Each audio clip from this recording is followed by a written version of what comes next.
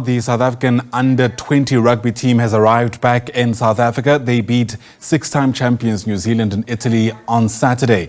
The Junior Boks broke a 13-year drought, winning their World Rugby Under-20 championship for the first time since 2012. These are the jubilant scenes that we're beaming to you from the arrivals terminal at OR Tambo International Airport. It's also where we find our sports reporter Simo Burke, who joins us now once again. And Simon, the champions are back home.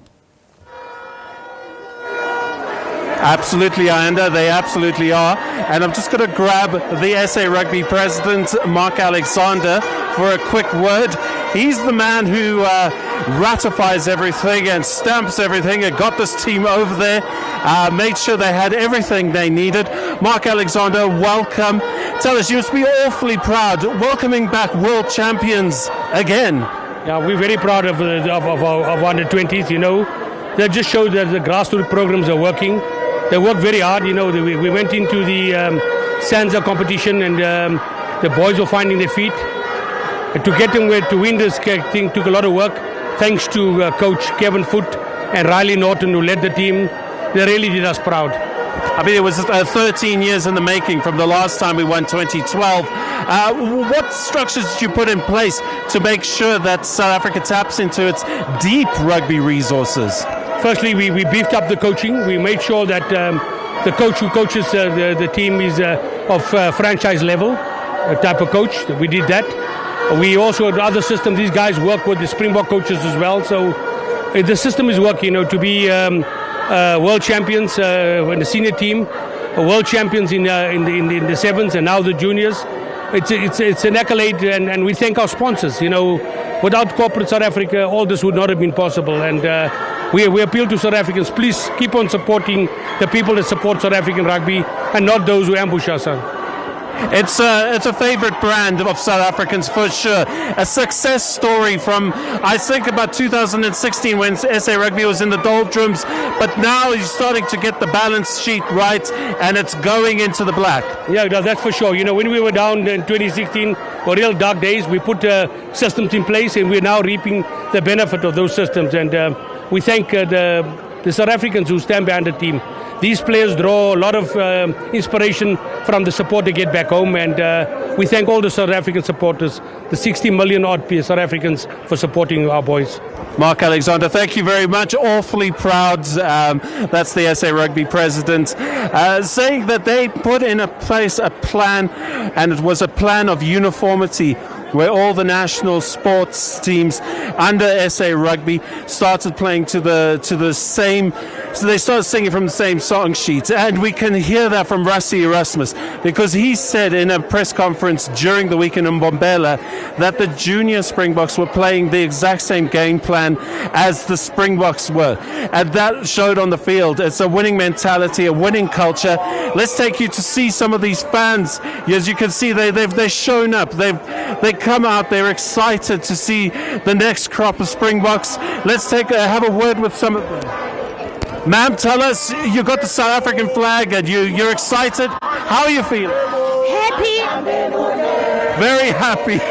There we go, short and sweet. Let's see who else we can talk to. Ma'am, they want to dance, they don't want to talk. It's a very good reception that these youngsters, these under-20s are going to get. And as I say, it's testament to a program that is put in place, structures that have been followed to the letter. And as Mark Alexander said, now we have world champions at the senior level, at the under-20 level, at the sevens level. What's next? We need to get our women's Springboks up to par. They need to be emulating what the men are doing. They need the resources. They've got the coaching in place. SA Rugby has woken up. They have taken the cue from the rest of the world, and they're getting their women's team in place. And of course, they go off to the World Cup in August to compete, and they're getting more competitive. Yes, they suffered defeats to Canada, but they're now going to have a mini series against the Lady All Blacks, the Ferns, and we're going to see how much they've progressed. But it's all part of the machinery of SA Rugby to try and get our national teams competitive and being the world leaders. South Africa does play the sport of rugby rather well, and we are now the leaders, and everybody else is following in our wake. And this is the scene from OR Tambo. The team arrival is imminent. I heard that they were just in baggage claim. I just want to see the board here. They were on a flight from Turkey. Ironically, another flight landed, and it was Orlando Pirates coming back from their summer camp. And they came back and everyone was a little bit stunned. There was some stunned silence, like, oh gosh, there's Orlando Pirates just walking into the terminal. Orlando Pirates as well just walked through, kind of quiet. Then the supporters caught wind of this, and they started welcoming home Orlando Pirates. But everyone here for the Junior Springboks. So we're going to keep a vigil. We're going to keep waiting. When they come, you got to come back to us, Under. Without any ounce of doubt, Simo Burke, part of our team, beaming to us those rather lively visuals of some supporters of the Junior Boks waiting in anticipation for the world champions to walk through that arrival terminal at OR Tambo International Airport. As soon as we catch even but a glimpse, we'll certainly be back for you.